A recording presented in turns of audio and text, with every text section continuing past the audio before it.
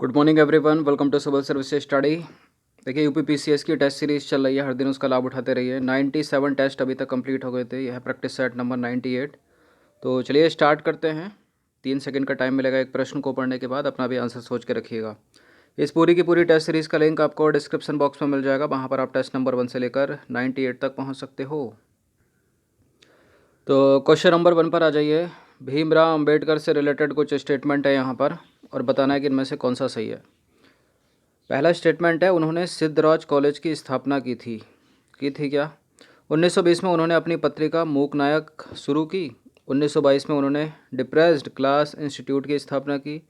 वह भारत के पहले सुरक्षा मंत्री थे क्या? बताइए।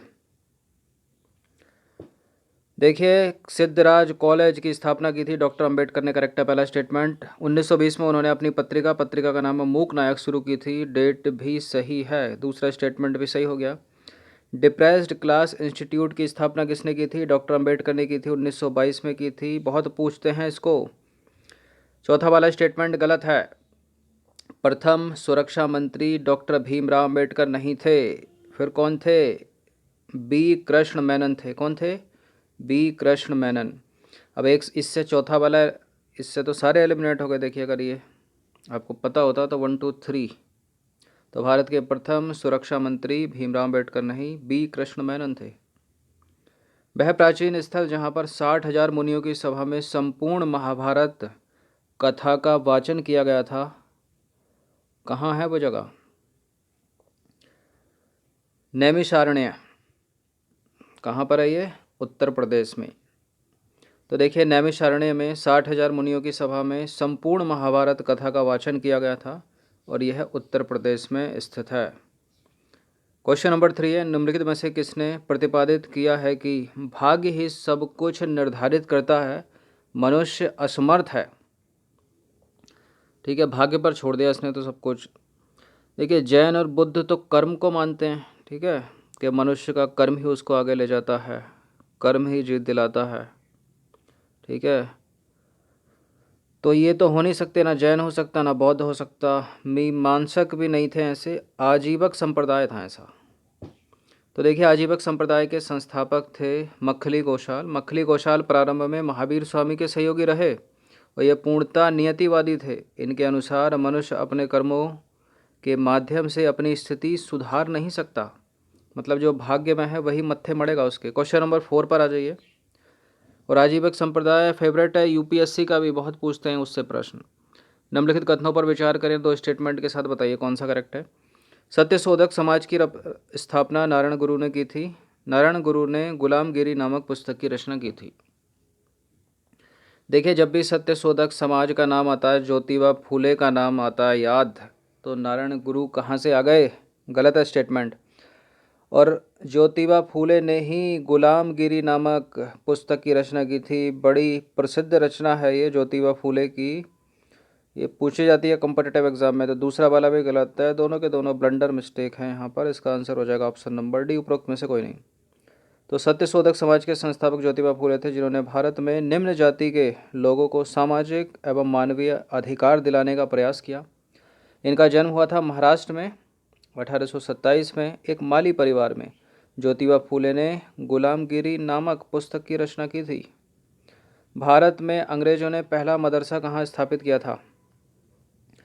कहाँ स्थापित किया था? ना मद्रास में, ना मुंबई में, ना कलकत्ता में। ना मद्रास में, ना मुंबई में, ना अलीगढ़ में, फिर कहाँ पर? कलकत्ता में स्थापित किया था।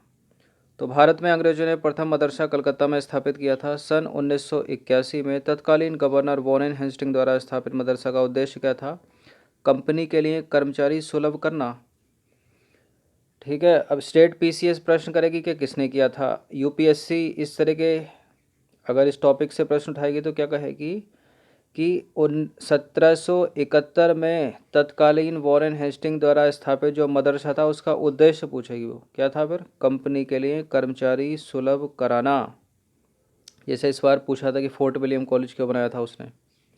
क्वेश्चन नंबर 6 पर आ जाइए। निम्नलिखित में शेख निजामुद्दीन औलिया किसके शिष्य थे?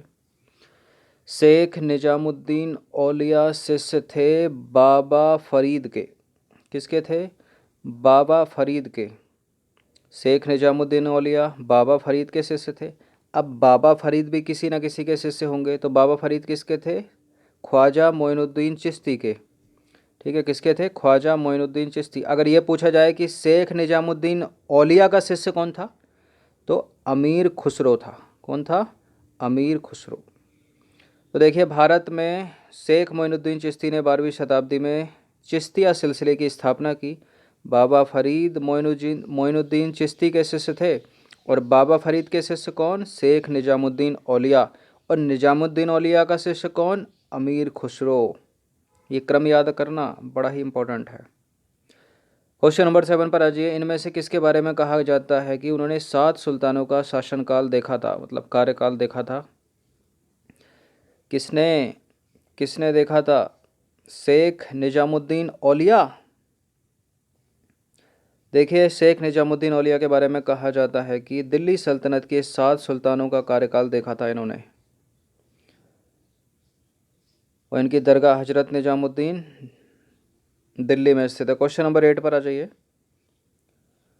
हड़प्पा संस्कृति के संदर्भ में शैलकृत स्थापत्य के प्रमाण निम्नलिखित में से कहाँ मिले हैं? ये इंपॉर्टेंट है प्रश्न।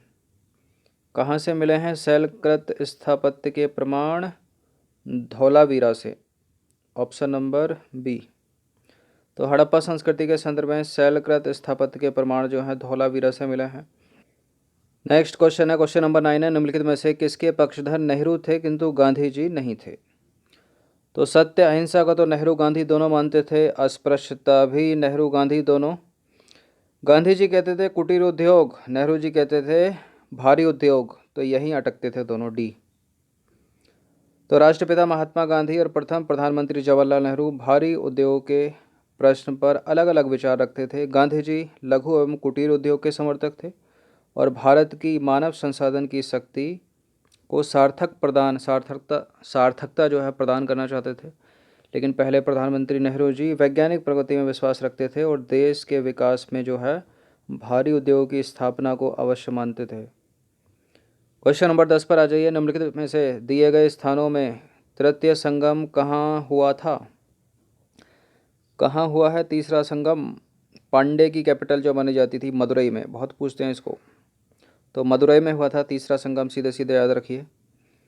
क्वेश्चन नंबर 11 पर आ जाइए। मगध के किस प्रारंभिक शासक ने राज्यारोहण के लिए अपने पिता की हत्या कर दी और खुद भी इसी कारण अपने पुत्र से मारा गया? कौन था ये? ये था अजातशत्रु। Option number B. तो मगध साम्राज्य का वास्तविक संस्थापक कौन था? बिम्बिसार। वह हर्यक कुल से संबंधित था। बिम्बिसार ने लगभग 52 वर्षों तक शासन किया। बौद्ध एवं जैन धर्म के अनुसार बिम्बिसार की हत्या उसके पुत्र अजातशत्रु ने की, और बिंदुसार के पश्चात अजातशत्रु, हाँ बिंदुसार है, हाँ बिम्बिसार है, सॉरी, बिम्बिसार के पश्चात अजातशत्रु मगध का शासक बना। जिस प्रकार अजातशत्रु ने अपने पिता की हत्या कर दी थी, उसी प्रकार जो है वह भी अपने पुत्र द्वारा मारा गया। सॉरी, सही है, बिंदुसार के पश्चात अजातशत्रु, नहीं गलती है, यहाँ बिम्बिसार ही होगा। ठीक है, क्वेश्चन नंबर 12 पर आ जाइए। निम्नलिखित में से किसके शासनकाल में स्थायी बंदोबस्त प्रारंभ किया गया? ये बड़ा ही इंपॉर्टेंट है। स्थायी बंदोबस्त हो गया, या जमींदारी व्यवस्था हो गई, या पुलिस सेवा का पिता, सिविल सेवा का पिता, सब एक ही है, और यह है लॉर्ड कॉर्नवालिस। अगर सहायक संधि पूछी जाए तब लॉर्ड वेलेजली। अगर राज्य हड़प नीति पूछी जाए तो लॉर्ड डलहौजी। तो स्थायी बंदोबस्त का प्रारंभ लॉर्ड कॉर्नवालिस ने किया था। यह व्यवस्था बिहार में, उत्तर प्रदेश में तथा कर्नाटक में लागू की गई। यह ब्रिटिश भारत के कुल 19% भूभाग पर थी। किसने कहा था कि मेरी पीठ पर किया जाने वाला प्रत्येक प्रहार ब्रिटिश साम्राज्य के कफन में एक कील सिद्ध होगा? ये साइमन कमीशन के दौरान जो है, जब लाला लाजपत राय पर लाठीचार्ज की गई थी, तब कहा था उन्होंने। 1919 के अधिनियम के प्रावधानों की समीक्षा हेतु 1927 में साइमन कमीशन की नियुक्ति की गई, और भारतीयों ने साइमन कमीशन का विरोध किया क्योंकि उस कमीशन में जो है एक भी भारतीय सदस्य नहीं था। ठीक है, जब कमीशन लाहौर पहुंचा तो वहां लाला लाजपत राय के नेतृत्व में विरोध प्रदर्शन किया गया, और प्रदर्शनकारियों पर लाठीचार्ज के दौरान लाला लाजपत राय को काफ़ी चोटें आईं। इस समय लाला लाजपत राय ने कहा था कि मेरे शरीर पर पड़ी एक एक लाठी ब्रिटिश साम्राज्य के ताबूत की कील सिद्ध होगी। क्वेश्चन नंबर 14 पर आ जाइए। निम्नलिखित कथनों पर विचार करना, दो स्टेटमेंट के साथ बताइए कौन सा करेक्ट है। द इंडियन स्ट्रगल नामक पुस्तक के लेखक लाला लाजपत राय हैं। अनहैप्पी इंडिया पुस्तक के लेखक सुभाष चंद्र बोस हैं। दोनों के दोनों इनकरेक्ट हैं। द इंडियन स्ट्रगल लिखी है सुभाष चंद्र बोस ने और अनहैप्पी इंडिया लिखी है लाला लाजपत राय ने। तो इसका आंसर हो जाना चाहिए ऑप्शन नंबर डी, उपरोक्त में से कोई नहीं। तो the Indian struggle Subhash Chandra Bose, unhappy India Lala Lajpat Rai. Question number 15 पर आ जाइए। 1932 में पूना समझौता यानी पूना पैक्ट के साथ निम्नलिखित में से किसका सीधा संबंध था। तो गांधी और अंबेडकर के बीच हुआ था ये पूना समझौता, और इसमें जो है पृथक निर्वाचक व्यवस्था के स्थान पर मतलब कॉमन व्यवस्था जो है अपनाई गई। मतलब पृथक निर्वाचक व्यवस्था के स्थान पर क्या बोलेंगे उसको हिंदी में, जो भी था मतलब कॉमन था, व्यवस्था अलग नहीं थी निर्वाचन की, लेकिन एक आरक्षण दे दिया गया था दलित वर्ग को। इनकी जो सीटें थी विधानमंडल में वो 71 से बढ़ाकर 147 कर दी गई थी। ठीक है, तो कॉमन था इलेक्शन, अलग नहीं किया गया था, और सहमति भी बन गई थी इस पर। तो 1932 के पूना समझौते के साथ जो है भारतीय दलित वर्ग का सीधा संबंध है। तो 15 प्रश्न थे ये, सारे के सारे पहले पूछे हुए हैं यूपी पीसीएस में, इनकी प्रैक्टिस कर लीजिएगा कम से कम एक बार। धन्यवाद। टेलीग्राम चैनल को ज़रूर ज्वाइन कर लेना। सिविल सर्विसेज स्टडी के डिस्क्रिप्शन बॉक्स में उसका लिंक है।